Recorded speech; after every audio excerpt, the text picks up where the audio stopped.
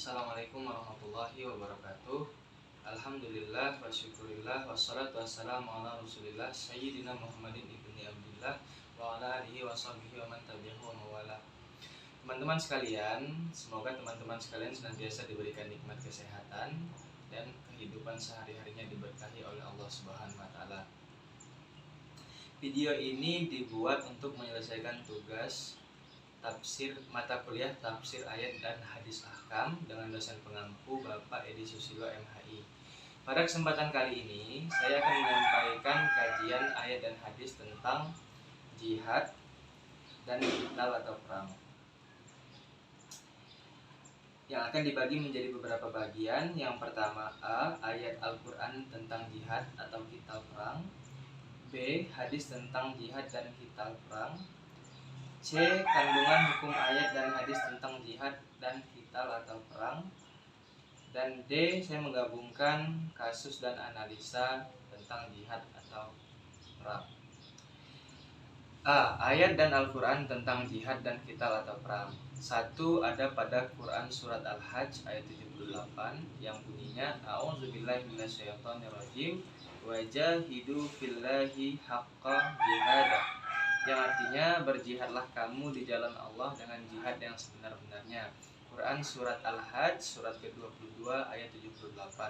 Kemudian yang kedua ada Quran Surat At-Taubah surat ke-9 ayat 20 yang bunyinya A'udzubillahi minasyaitonirrajim alladzina amanu wa hajaru wa jahadu fi sabilillahi bi amwalihim wa anfusihim a'zamu darajatun 'indallahi wa ulaika humul faizun, yang artinya orang-orang yang beriman dan berhijrah serta berjihad di jalan Allah dengan harta dan jiwa mereka adalah lebih tinggi derajatnya di sisi Allah.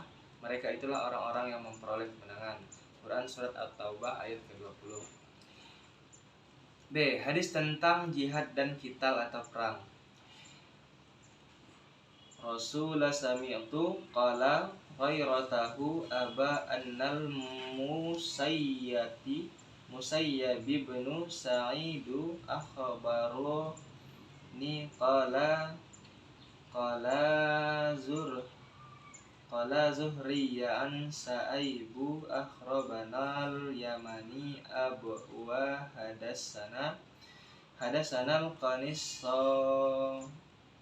so'imi kama sali sabilihi fi yujahidu biman a'lamu wallahu Allahi sabili fil mubahidi masalu yaqulu wasallama alaihillahu sallallahu ghaniyamah au ajrin ma'a saliman yarji'ahu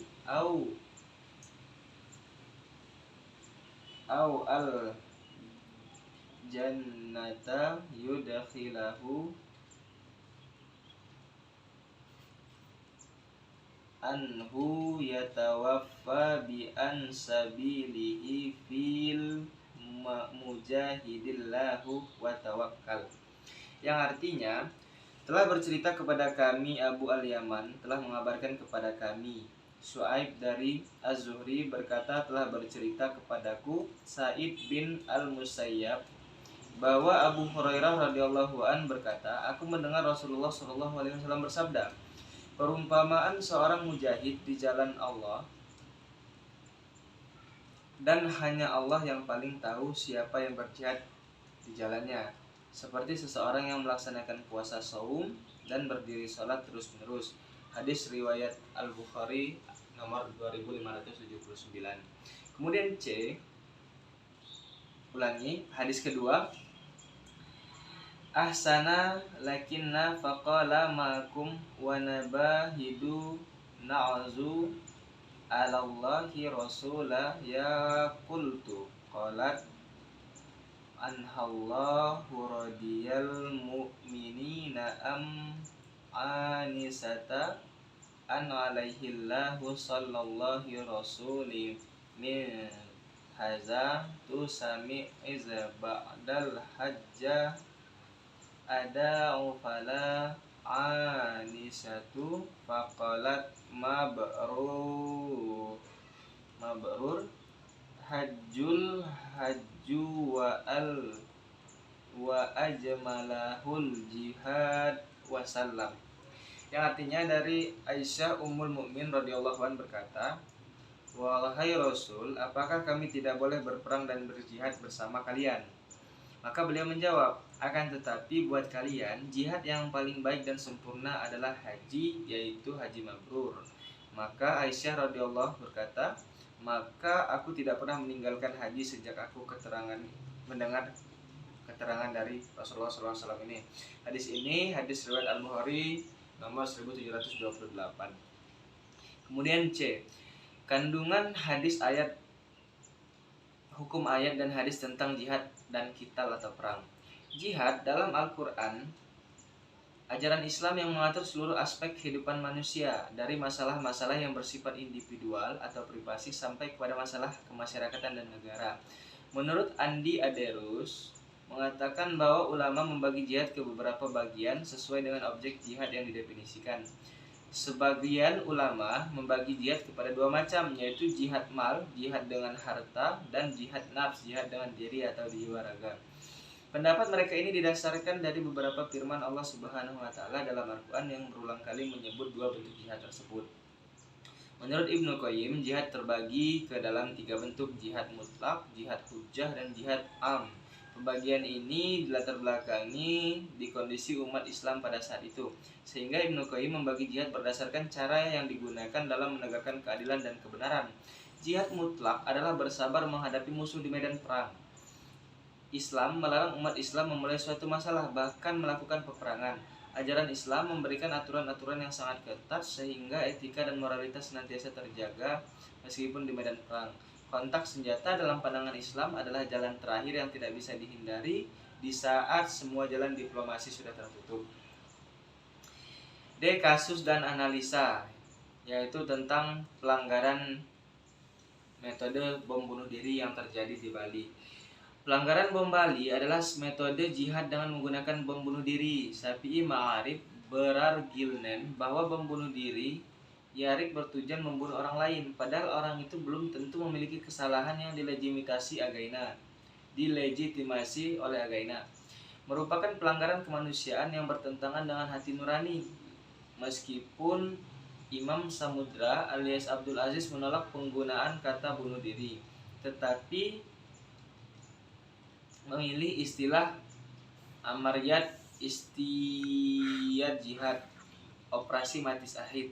Penggunaan term tersebut, yaitu operasi bunuh diri dan operasi mati syahid, terkadang dipahami sinonim dalam konteks jihad. Padahal antara satu dengan lainnya berbeda dalam pandangan hukum Islam. Dalam prakteknya, terkadang orang yang melakukan bom bunuh diri menganggap dirinya mengamalkan operasi mati syahid, yang dasar hukumnya masih diperdebatkan di kalangan ulama.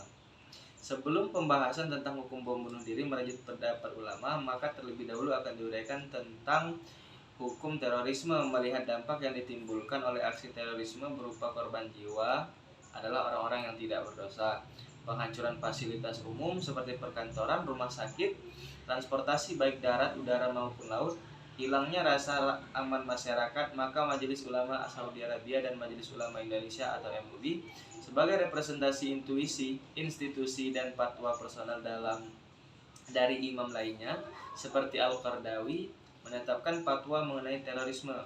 Majelis Ulama Saudi misalnya berfatwa sebagai berikut. Pertama, barang siapa yang melakukan pengrusakan di muka bumi seperti penghancuran rumah-rumah tinggal, masjid, sekolah, rumah sakit, pabrik, batil mal seperti pipa malaikat, pipa minyak, menghancurkan pesawat dan membajaknya atau semacamnya, maka hukumnya adalah dibunuh berdasarkan firman Allah Subhanahu wa taala, Quran surat kelima Al-Maidah ayat 33.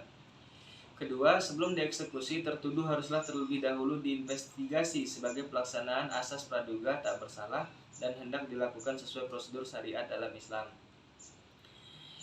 Menetapkan kebenaran tentang kejahatan tersangka dan hukuman yang akan diterimanya. Ketiga, majelis memandang agar pengumuman hukuman tersebut lewat media massa dan elektronik.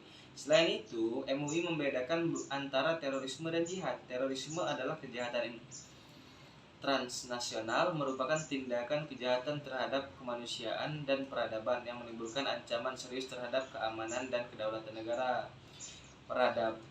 perdamaian dunia, serta merugikan kesejahteraan masyarakat. Sedangkan jihad secara khusus dimaksudkan untuk mempertahankan diri dari agresi musuh, dan ini termasuk kategorisasi al-qitl atau al-harb. Jihad dalam pengertian umum adalah segala upaya yang sungguh-sungguh dan berkelanjutan untuk menjaga dan meninggikan agama Allah. Jelasnya, terorisme bersifat merusak atau anarkis, menciptakan rasa takut atau menghancurkan pihak lain, dan sasarannya tidak terbatas. Sebaliknya, jihad sifatnya untuk perbaikan sekalipun dan dengan cara peperangan, untuk menegakkan agama Allah atau membela hak-hak yang terzalimi dan mempunyai sasaran yang jelas. Kesimpulan, sebagai muslim yang baik, sudah sepantasnya dan selainnya dalam mengkaji ilmu, kita tidak hanya berpuas diri pada satu sumber saja. Hal ini wajib bagi kita semua untuk menghindari kesalahpahaman dalam memahami, khususnya dalam bidang jihad itu tadi. Selain itu, akan menambah pengetahuan kita juga. Untuk itu, kedepannya kita selaku muslim yang baik harus dengan cermat dalam menghadapi ajakan-ajakan untuk jihad, memeriksa kembali apakah jihad tersebut sudah sesuai dengan persyaratan dan hukum Islam yang berlaku,